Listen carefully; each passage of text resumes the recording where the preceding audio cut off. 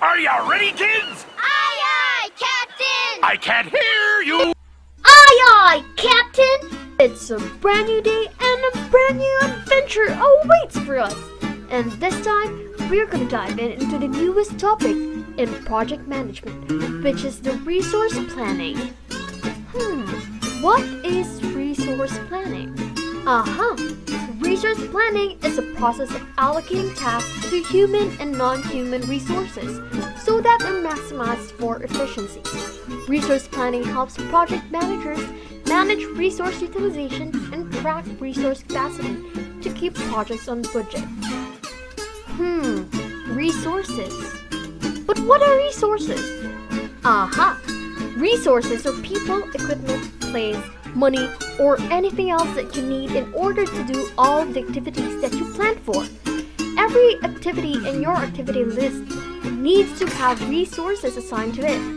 Before you can assign resources to your project, you need to know their availability. Resource availability includes information about what resources you can use on your project, when they're available to you, and the conditions of their availability. Once you've got a handle on these things, you're set for resource estimation. The goal of activity resource estimating is to assign resources to each activity in the activity list. There are 5 tools and techniques for estimating activity resources. First, expert judgment. It means bringing in experts who have done this sort of work before and getting their opinions on what resources are needed. Second, alternative analysis. It means considering several different options for how you assign resources. This includes varying the number of resources as well as the kind of resources you use. Many times, there's more than one way to accomplish an activity. An alternative analysis helps decide among the possibilities. Third, published estimating data. It is something that project managers in a lot of industries use to help them figure out how many resources they need. They rely on articles, books, journals, and periodicals that collect, analyze, and publish data from other people's projects. Fourth, project management software such as Microsoft Project will often have features designed to help project managers estimate resource needs and constraints and find the best combination of assignments for the project. Lastly, we have bottom-up estimating. It means breaking down complex activities into pieces and working out the resource assignments for each piece. It is a process of estimating individual activity resource need or costs and then adding these up together to come up with a total estimate. Bottom-up estimating is a very accurate means of estimating, provided the estimates at the schedule activity level are accurate. However, it takes a considerable amount of time to perform bottom-up estimating, because every activity must be assessed and estimated accurately to be included in the bottom-up calculation. The smaller and more detailed the activity, the greater the accuracy and cost of this technique. Are you done with estimating the resources, kids? Yes, Captain! Hey, let's go! Okay. One eternity later. Once you're done with activity resource estimating, you've got everything you need to figure out how long each activity will take. That's done in a process called activity duration estimating. This is where you look at each activity in the activity list, consider its scope and resources, and estimate how long it will take to perform. Estimating the duration of an activity means starting with the information you have about that activity and the resources that are assigned to it, and then working with the project team to come up with an estimate. Most of the time, you'll start with a rough estimate and then refine it to make it more accurate. You'll use these 5 tools and techniques to create the most accurate estimates. First, expert judgment. It will come from your project team members who are familiar with the work that has to be done. If you don't get their opinion, there's a huge risk that your estimates will be wrong. Second, analogous estimating. It is when you look at similar activities from previous projects and how long they took. This only works if the activities and resources are similar. Third, parametric estimating. It means plugging data about your project into a formula, spreadsheet, database, or computer program that comes up with an estimate. The software or formula that you use for parametric estimating is based on a database of actual durations from past projects. The fourth tool we have is the 3-point estimating. It is when you come up with 3 numbers, a realistic estimate that's most likely to occur, an optimistic one that represents the best case scenario, and a pessimistic one that represents the worst case scenario. The final estimate is the weighted average of the 3. And lastly, the reserve analysis. It means adding extra time to the schedule. It is called a contingency reserve or a buffer to account for extra risk. The activity duration estimates are an estimate of how long each activity in the activity list will take. This is a quantitative measure usually expressed in hours, weeks, days, or months.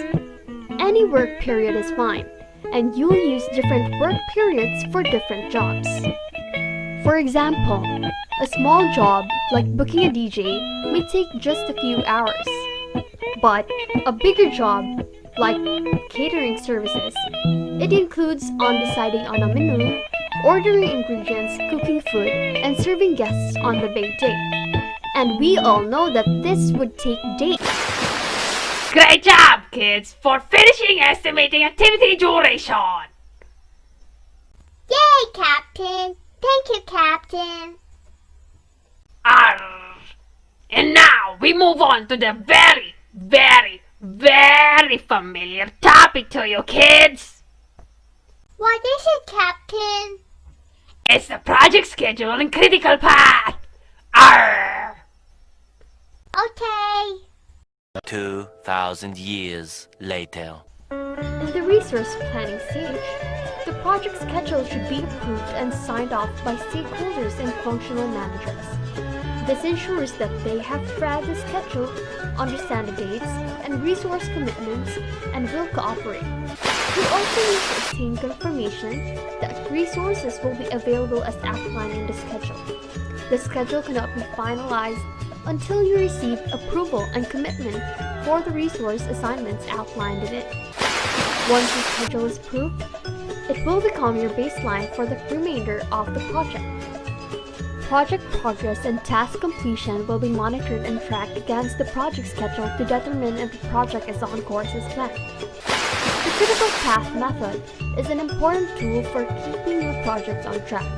Every network diagram has something that is called the critical path. It's the string of activities that, if you add up all of the durations, is longer than any other path through the network. It usually starts with the first activity in the network and usually ends with the last one. The reason that critical path is critical is that every single activity on the path must finish on time in order for the project to come in on time. A delay in any one of the critical path activities will cause the entire project to be delayed. Knowing where your critical path is can give you a lot of freedom. If you know an activity is not on the critical path, then you know a delay in that activity may not necessarily delay the project. This can really help you handle emergency situations. Even better, it means that if you need to bring your project in earlier than was originally planned, you know that adding resources to the critical path will be much more effective than adding them elsewhere. Kids, I'm sure that you remember well project schedule and critical path. So that was only a refresher. Okay, Captain. Okay. Now, let's move on to the next one, shall we, kids? Aye, Captain. Okay. 3,000 years later. Resource management is the efficient and effective deployment of an organization's resources when they are needed. Such resources may include financial resources, inventory, human skills, production resources, or information technology. In the realm of project management, processes, techniques, and philosophies for the best approach for allocating resources have been developed. You did great, kids. Till next time. Okay, Captain. Bye!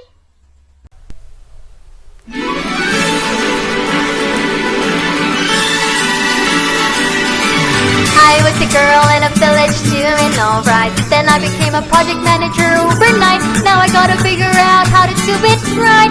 So much to learn and see. Up in a castle with my project family. In a school that's just for royalty. A whole enchanted world is waiting for me. I'm so excited to be.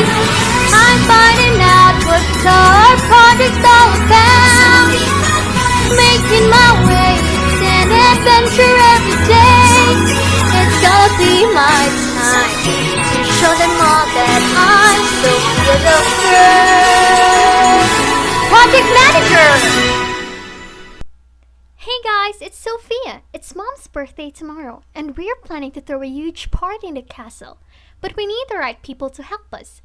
Will you help us?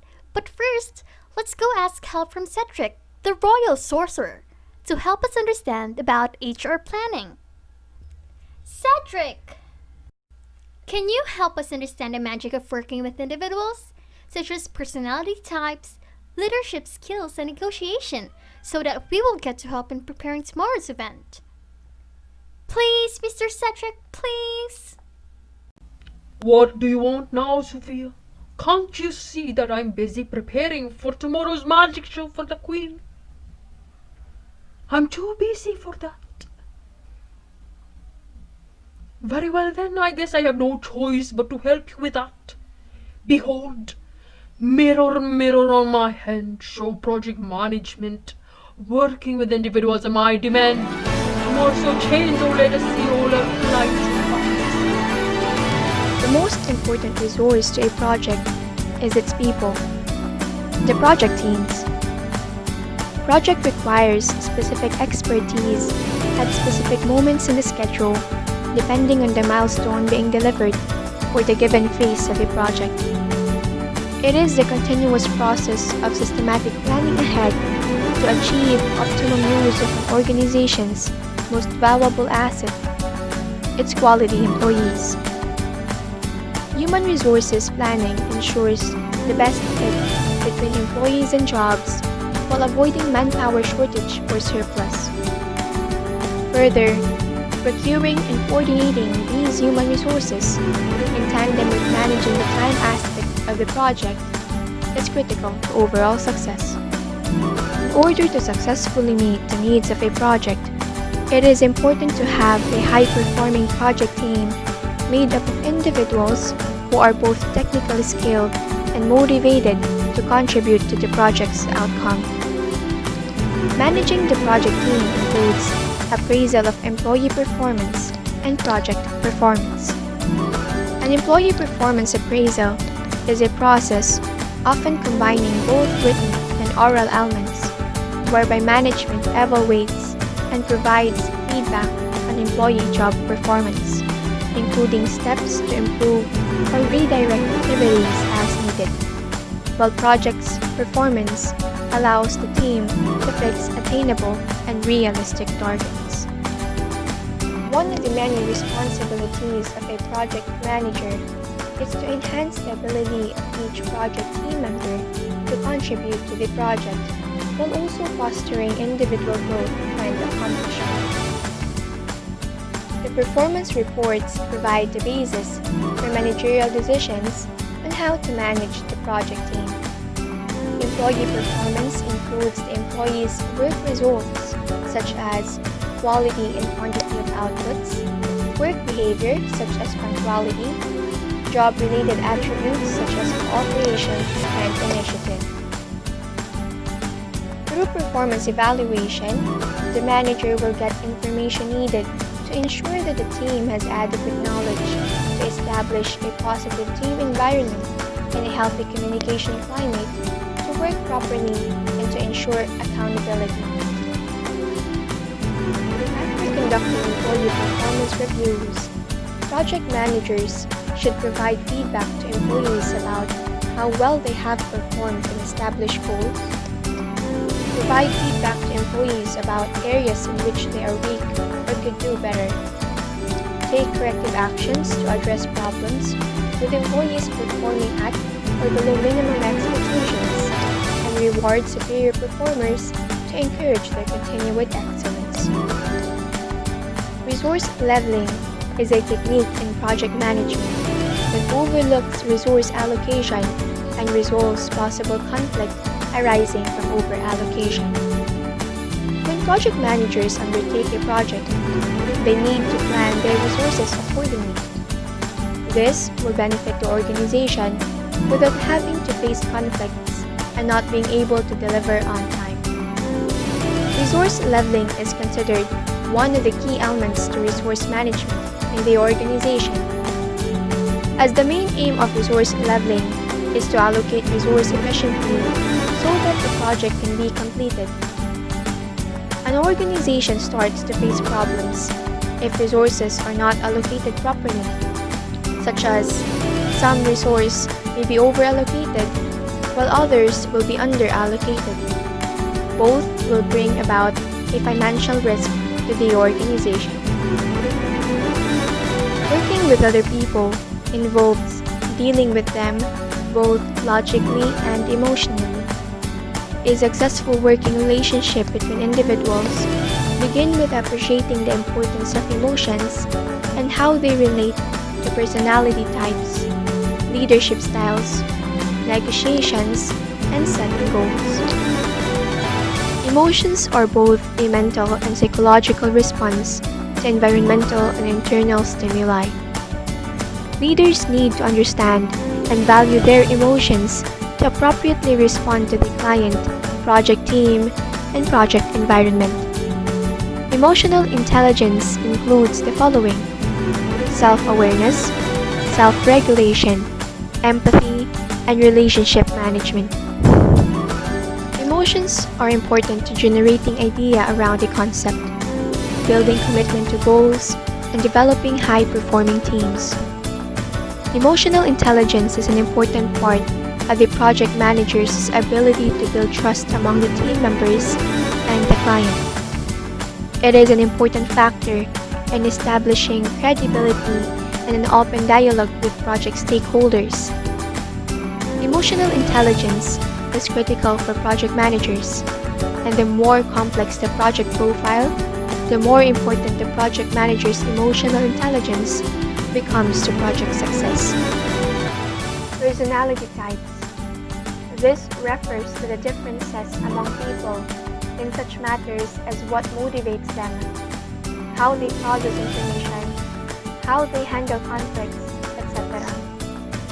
It is also a collection of personality traits which are thought to occur together consistently, especially as determined by a certain pattern of responses to a personality inventory. Understanding your personality type as a project manager will assist you in evaluating your tendencies and strengths in different situations. Understanding others' personality types can also help you coordinate the skills of your individual teams and address the various needs of your clients. One of the most widely used tools for exploring personal preference is the Myers-Briggs Type Indicator, or the MBTI. It is a tool that can be used in project management training to develop awareness of preferences for processing information and relationship with other people. The Myers-Briggs identifies 16 personality types based on 4 preferences derived from the questionnaire. The preferences are between pairs of opposite characteristics. So here is a short clip to understand more.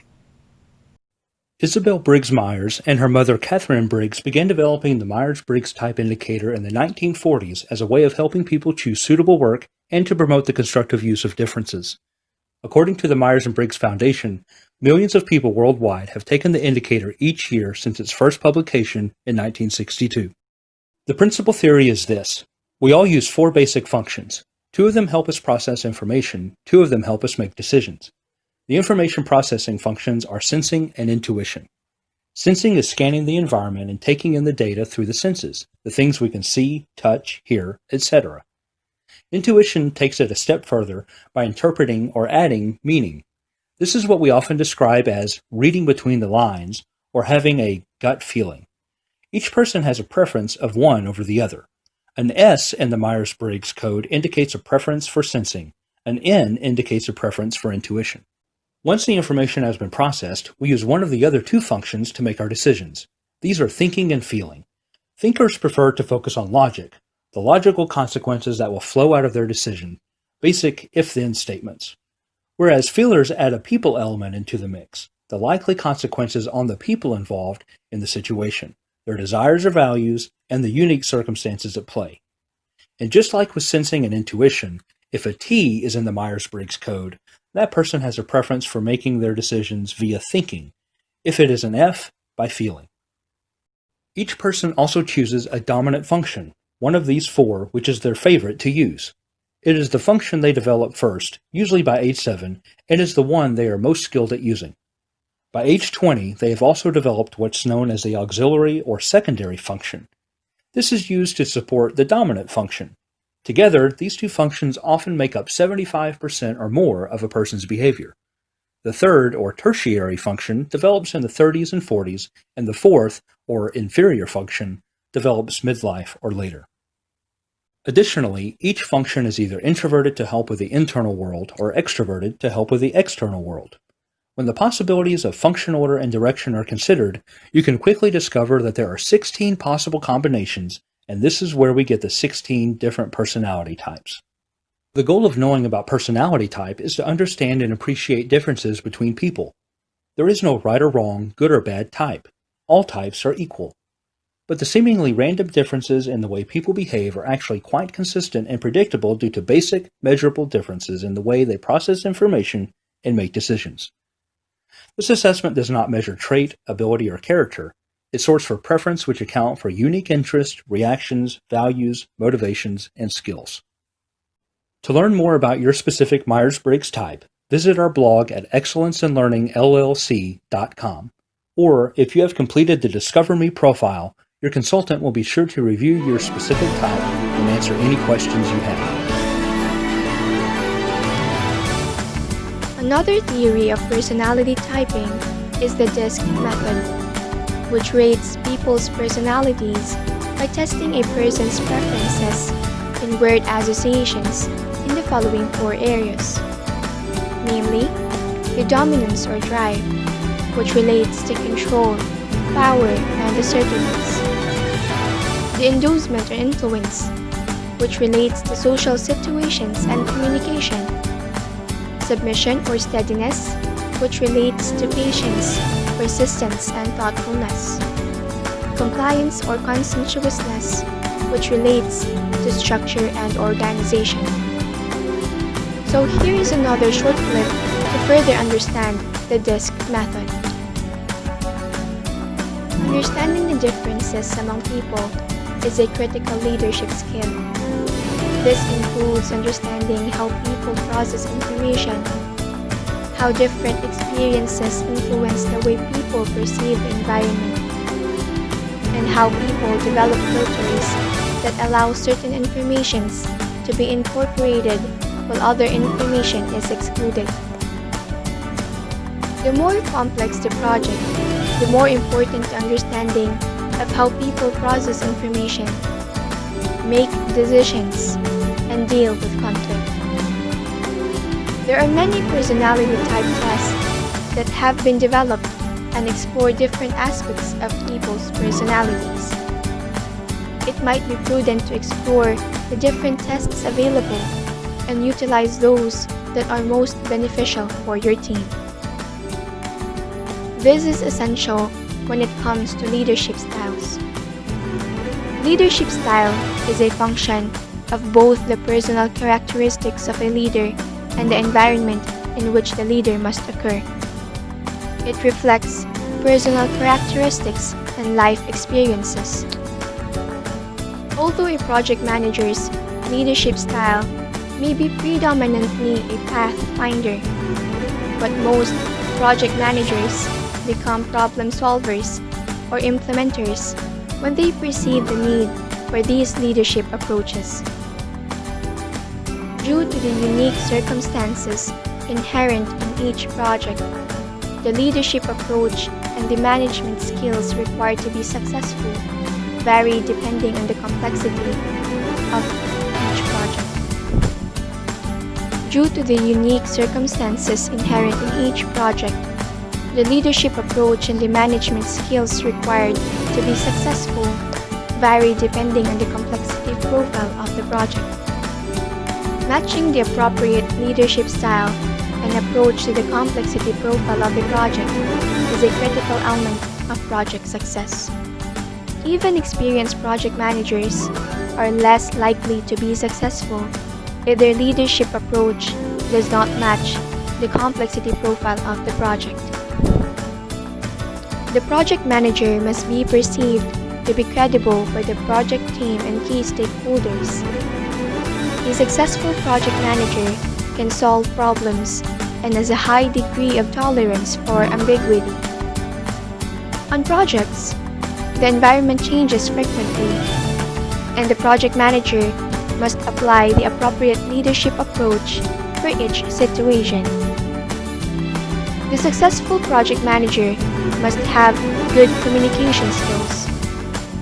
All project problems are connected to skills needed by the project manager, such as breakdown in communication represents the lack of communication skills. Uncommitted team members represents the lack of team building skills, and the role confusion represents the lack of organizational skills. One must bear in mind that leading a project towards success requires the manager to get the work done by the team members efficiently and effectively. It requires the person to have a clear vision, clarity in reason, practical in scheduling, and the ability to attract a talented and efficient team. The leadership style should be flexible, sharing, and innovative so as to bring about the project success. At the same time, the leader should emphasize on team building and motivation so that the divergent members can work together as a team. Listening. One of the most important communication skills of a project manager is the ability to actively listen. Active listening is placing oneself in the speaker's position as much as possible, understanding the communication from the point of view of the speaker, listening to the body language and other environmental cues, and striving not just to hear, but to understand. Active listening takes focus and practice to become effective. It enables a project manager to go beyond the basic information that is being shared and to develop a more complete understanding of the information. There are a lot of benefits of active listening, such as increased cooperation, better decision-making, improved insight, heightened negotiation skills. Active listening fosters understanding and reduces conflict.